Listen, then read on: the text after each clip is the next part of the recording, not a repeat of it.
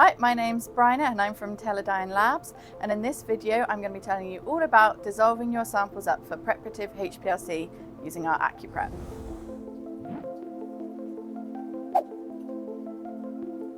There is one golden rule for dissolving your samples up for preparative HPLC, and that is that your sample must be completely and fully in solution before you put it on the instrument, and it must remain in solution during the purification as well. The ideal mobile phase will be something that matches the composition of the mobile phase at which your compound elutes.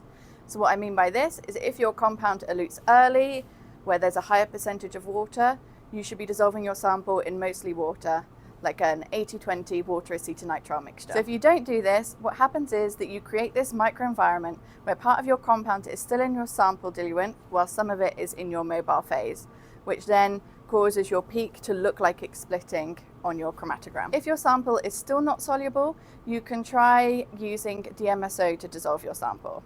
Now what you have to remember when you're using DMSO is that once your sample hits the mobile phase, if it's insoluble to the water, you may get stuff crashing out.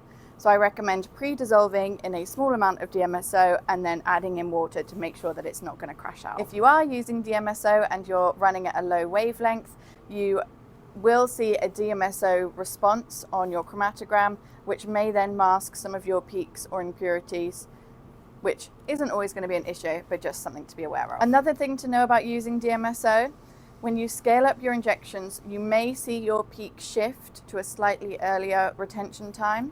You can overcome this by using a longer isocratic hold at the start of your run, but as long as you're aware that this shift is happening, again, it shouldn't be an issue. Thank you for listening. I hope you've all managed to learn something about dissolving your samples. If you would like any more information on this, please feel free to reach out to your local Teledyne representative.